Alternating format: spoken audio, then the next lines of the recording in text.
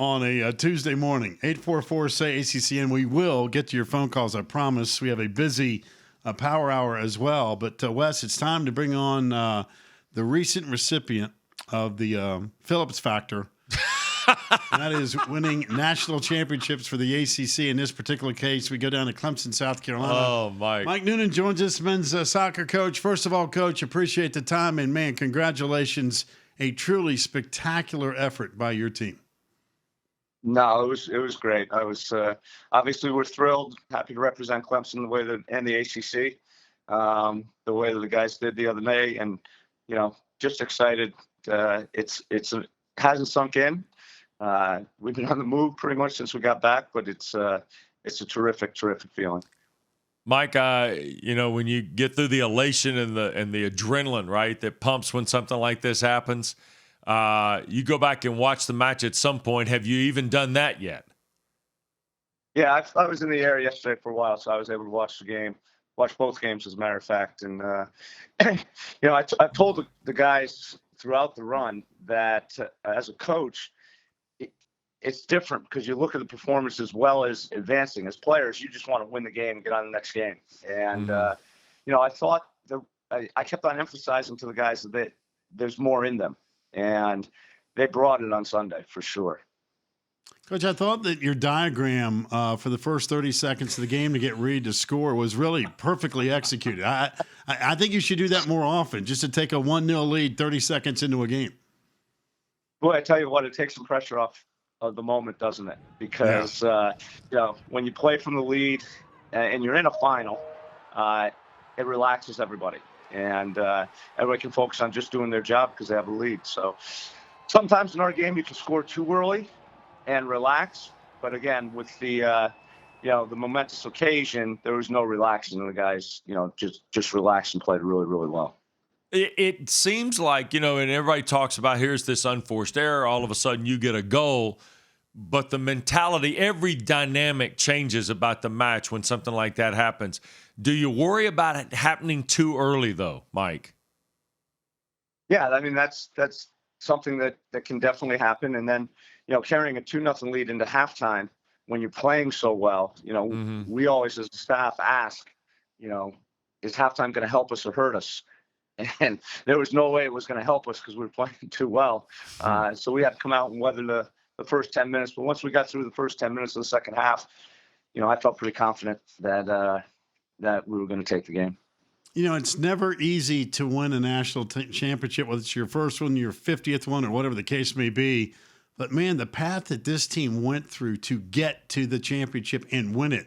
You beat number 1, you beat number 2, you beat number 4. It's hard to top that. I mean, this was really, like I said, a spectacular effort, not only on the championship day, but the entire tournament. You played so consistently well. Yeah, one of our core values as a program is not cut corners, and they certainly didn't cut corners getting to the title. And going out to Oregon State and beating the number 1 seed was a monumental task. Again, big compliments to our athletic administration who were able to get us out there and back in a way that we could play 5 days later and then 2 days later. So we're really, really proud and happy to win that game in penalties. Obviously, just like, defense wins championships, but character wins championships even more. And this team's got character, incredible amounts of character. And then, you ride a hot goaltender. And George, I've been telling people all year, he's, one of the best goalkeepers in the country. And over the course of those 5 games, I think he proved it. Coach, when you look at the kind of program history you've got, and in particular your administration with it, where was a turning point with this team? Oregon State penalty kicks, sure, but that's the tournament. And the tournament is kind of an entity unto itself at times. Where was the particular turning point with this team, though, that you felt like, okay, we get in this, we got a chance? Well, again, it's cliche, Marco. You take one game at a time, and throughout the course of the season, we did that, and the guys just bought into it. I mean, we had a rough patch in the middle of the season where we lost to Notre Dame and lost to Pittsburgh, and but it was unwavering, right? in those games, we focused on the performance. Our first half performance against Pittsburgh was excellent. Our first 60, 70 minutes against Notre Dame was excellent. But sometimes the ball doesn't go in the goal. And, we struggle because we lost James Brighton, which, hurt us, in depth up front. And then Mo went down. But no matter what happened, it was next man up. And we found a way. My staff did a fantastic job scouting opponents, getting us prepared, looking at, different ways that we could play with the players that were available.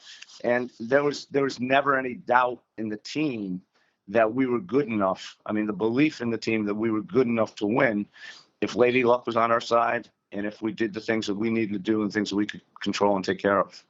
Coach, isn't it funny how it works out sometimes? I mean, you've had teams that were higher seeds here just in recent memory that a lot of folks said, man, you know what, Clemson's the team to beat to win the national title, and you come up a little bit short. And now you get a team that's the 8th seed, not to downplay that because that's an impressive feat in itself, but this is the one that closes the deal. It's kind of weird how it works out sometimes, isn't it?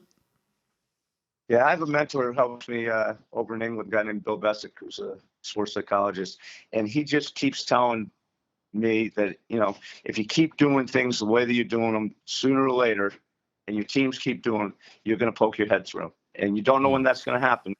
And this was our time to poke our head through. And, we've had other teams that were really, really talented. We had other teams that were huge character teams. And for one reason or another, the ball hit the post. The ball just went wide.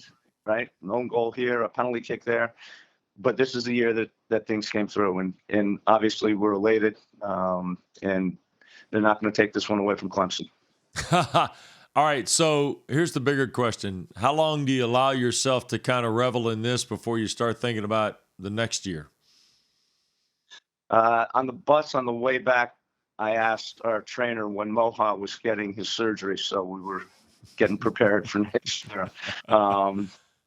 If that answers your question, and that's what we do, as coaches, we're definitely going to enjoy this. Hopefully we're going to have a parade sometime in January down College Ave. And, Miss Ibrahim will be leading that one too, as she did the football one. And we're really excited for Clemson, the community. But, as soon as Christmas, I mean, my recruiting coordinator's on the road recruiting on Wednesday. So, you don't, there's no rest if you want to be consistent. Coach, my senior year at Clemson was the first year the Tigers won the national championship in soccer. And while it's always been a great football school, to see football get this kind of accolade is really cool. I remember being in college, and I'm sure it's going to be a party. And then some when you guys have that celebration, bringing that third national championship home.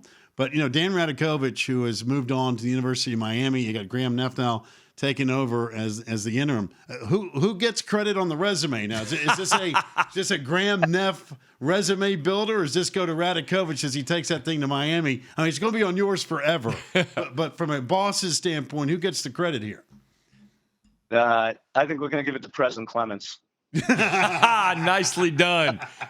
Great diplomacy, Mike. Points for you, huh? The goal points for you on that. Well, I tell you what, it was fun to watch. Fantastic drama.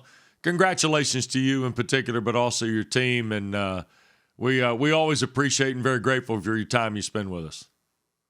Yeah, well, I appreciate you guys too. And I just had to catch up on my two Brown head coaches who won national championships in lacrosse, Lars Tiffany and Joe Brett. So, we had to even things out on the soccer side. I love You're exactly right. Be well. Thanks, Mike. All right. Thanks, guys. Go All Tigers. right, you bet. Mike Noonan, head soccer coach at Clemson, national champion Clemson Tigers. We didn't get a chance to ask the walk-up music song for the national champ. I think he'll be back. Can we get him back on? Well, not now. It's a Zoom call. I mean, is the technology that tough for us at ESPN that we can't get the guy back on for one last question? I know we're up against a break to really screw things up, but hey, what do we care? We're lucky to be employed. I got Hang Nabs. on, we're going to get him back down. Look at this. We're gonna Look get at back- we that. got This Nabs. is who you are. I mean, when that's the question. Now we got to get Coach back on here. It's Look at our this. new traditional question. Look at this. See, look, there he is. Coach, before Look we at let you. go- Look at the power you possess. That's exactly. So understand that. All right. So here's the deal, Coach. We've been asking this to every coach. What is the ultimate walk-up music for you? Ooh, the ultimate walk-up music. Yeah. Jeez. The ultimate walk-up music. If I actually, that's tough. What gets you fired up? What's the song that sticks in your head like I am ready to What song go to do you work? sing in the car, Mike? That's the one I tell I'm you. going to work. What Let's song do go. you sing in the car? Uh, How about "We Are the Champions"? Does that ring a bell? that's been there for a long, long time. That's been there for a long, long time. I would have to say,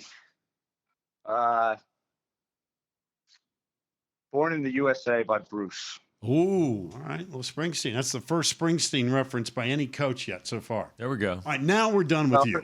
Merry All right. Christmas, Happy Holidays, all that good stuff. We promise not to call you anymore until 2022. Thanks, guys. See you soon. There we go. See ya.